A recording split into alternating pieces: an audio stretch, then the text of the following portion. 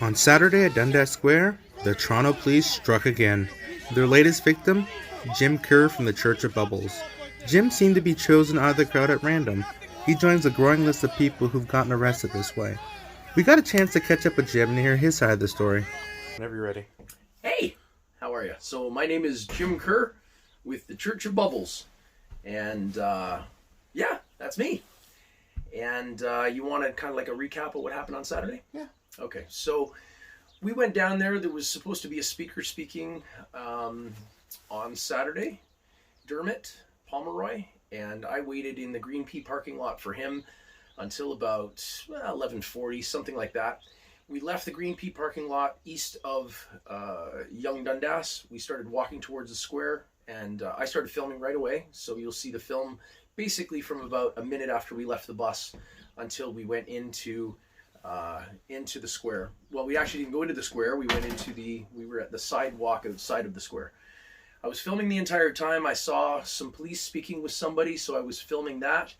And then within minutes, an officer, or a couple officers, I think there's 3 or 4 of them, came up to me and said, "You've been warned that if you don't leave the area, you'll be charged with obstruct."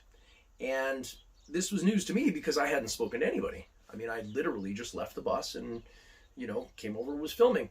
And I said that to the guy. I said, "I haven't been warned of anything." And he says, "Well, basically if you don't leave, then you're going to be charged with obstruct." And I didn't really know what that meant. Obstruct. I was like, okay, so what is obstruct, whatever. And then I wanted clarification. I said, "So you're saying that if I don't leave, I'm going to be charged with obstruct?" And then at that point, there was nothing else. What happened was the one police officer, the one that was speaking to me primarily, took his walkie-talkie, motioned to the other police officer. Somebody grabbed me, and at that point, I started backing up, and then another couple of cops came and tackled me to the ground, and they were saying, "Don't resist, don't resist." At that point, I was limp as a tissue. I mean, I'm on the ground. I'm not resisting, and they're manhandling me and doing all this weird shit with my arms, and it was painful. I mean, I didn't really understand. And then evidently, I was up again somehow, and then they tackled me again, and it was all a big blur as it was happening. And they kept saying, "Don't resist, don't resist," and I'm like, "I'm not resisting." Yeah, and then they took me back to the car. Took off. They were trying to cut off the flag from around my neck. Searched me, took out all the things from my pockets, and then threw me in a paddy wagon. And I was in the paddy wagon for, I don't know, less than an hour before it started to move. And then it stopped. And then people asked me, there was some COVID questions. I guess I was at the station at that time. I didn't know where I was, but I was at 52 Division. They asked me a bunch of COVID questions. And I answered all the COVID questions, and then I got to. Then they moved again, and I was somewhere else on the property. And then they said, "You'll have to get out and go to another paddy wagon because this paddy wagon is needed." I'm like, "Okay." So they took me out from there and put me into the other paddy wagon. I heard people come in and out of the truck, and then at one point I heard a woman crying and praying. And I started talking to her. Evidently, she was another person who had been arrested, so I tried to quell her a little bit. And it would have been about 3 or 4 hours that they had the cuffs on me in the back of the paddy wagon before they let me out and then took me inside and did all the questioning. The thing about it is I thought they broke my thumb, and I'm not sure yet. While in the station, I had said that to them. They brought the ambulance people in. The ambulance guy says, "Well, I can't diagnose." He moved my thumb this way and the other way, and he says, "I can't diagnose, but I don't think it's broken." And at that time I said, "Okay, well, I'm not going to go filling up the hospitals that's needed for people who are sick, so I won't bother going." I never ended up going. And then, we were in and out of the jail cell. They took mug shots and did the fingerprints and asked me all the questions and read me my rights and all this kind of thing. And then by about midnight, they ended up letting me go after I signed some paper. And I didn't sign it. I'm like, "Well, first of all, I can't move my thumb. I don't agree with any of this.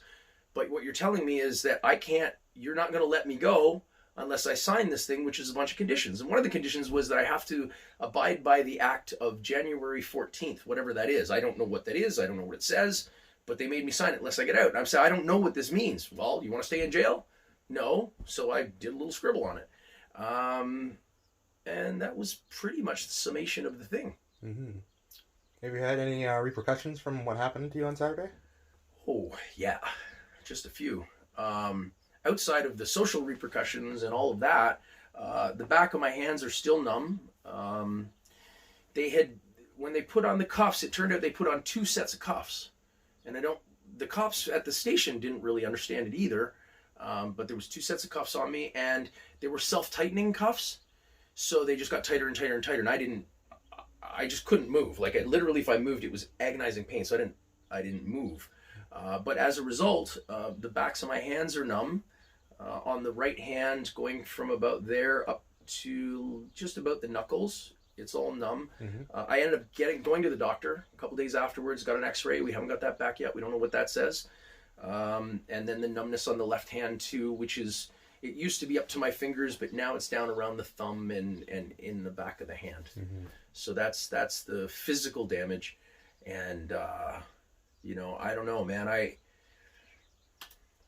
Up until like 2 weeks ago, I just thought the cops were kind of the good guys, that they were caught between a rock and a hard place, mm-hmm. and that they were just doing their job as per se. But I don't know, when your job is one whereby you sit back and see something happening that's wrong and you don't stand up against it, mm-hmm. Especially when it's going against the oath that you took to be an officer to protect people like me, like citizens, there's a problem. There's a serious problem. And now, I mean, I don't know what to think of the cops. Like I certainly don't want to be around them anymore, mm-hmm. if I can help it. I mean, I don't know. It's just they make me nervous. They lied when they came up and said that I had been warned. I had not been warned. I hadn't even been talked to. Yeah. It is true that the week before that I got a ticket, but even the ticket, I didn't even really look at the ticket because somebody, I'm guessing it's an officer because I got a ticket, came up behind me and said, "You've been served." And I was wearing this jacket, and they stuffed it right in the hood of my jacket. Mm-hmm. They never handed it to me, nothing. And I'm like. And then people were like, "Well, how did they get your information?" Because I drive the bubble bus, and they knew the license plate of the bubble bus. They looked me up, filled the thing out, and then stuffed it in my back jacket. Okay, and so maybe they were referring to that. I don't know, but they certainly didn't warn me. Nobody warned me. Nobody said anything. So it blindsided me. Like I didn't see it coming. I was stunned actually. So yeah. Yeah, you're not the only person who said that about the police. Now they have the police in a different light after going through what they went through. Unfortunately, I'm over 50 years old. Yeah. I have friends that are officers. I mean, I'm just stunned that in Canada, these people whose jobs is to protect the people are going after them so viciously. Mm-hmm. And there's one thing to say that you're arrested and arrest somebody. There's another thing to manhandle them. And I don't know. I'm still kind of like, I'm still shaking my head over the whole thing. Like, I don't get it. Mm-hmm. I don't get it.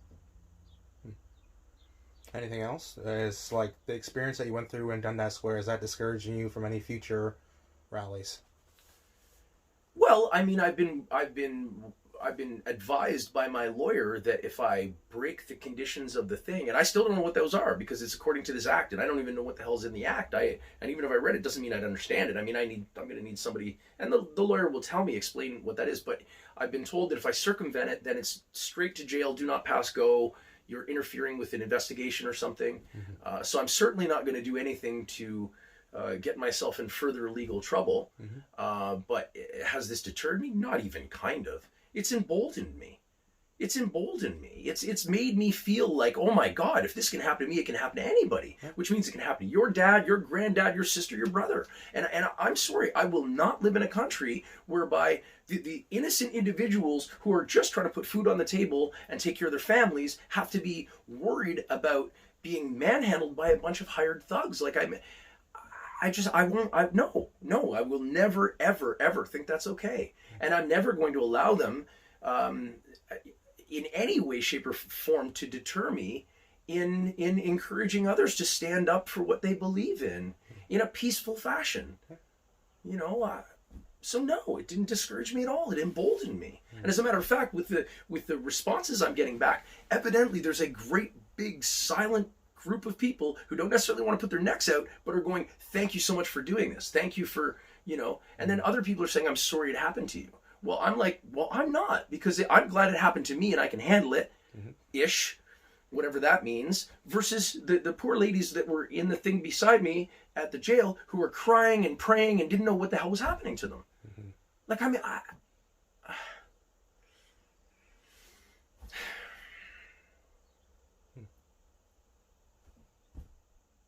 Anything else you'd like to add? I'll answer any questions you have. I mean, I don't really, I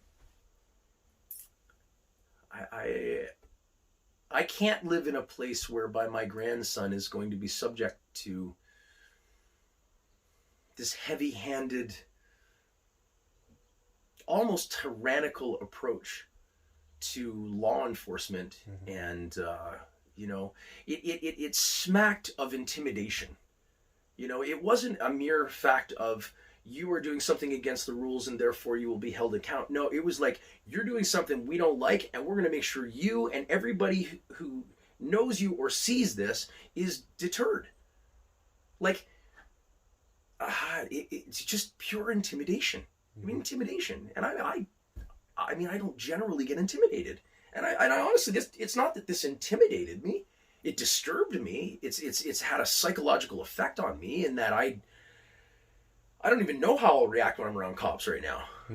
It's certainly not going to be in a violent way, because that's just not my nature. I don't do that. I mean, I want to blow bubbles and play music, man. That's the Church of Bubbles is like, we all live in our own individual, beautiful bubble of reality, and we don't have to be pricks and go pop in other people's bubbles. Now, there are professional pricks, and they have a job to do, but they should do it as painlessly and as with as little collateral damage as possible. Other than that, live your own beautiful life to the fullest degree. That's my philosophy. So, if the cops feel that they're living their most beautiful life by, engaging in this, well, then so be it. But it doesn't mean that I or anyone else has to stand for it.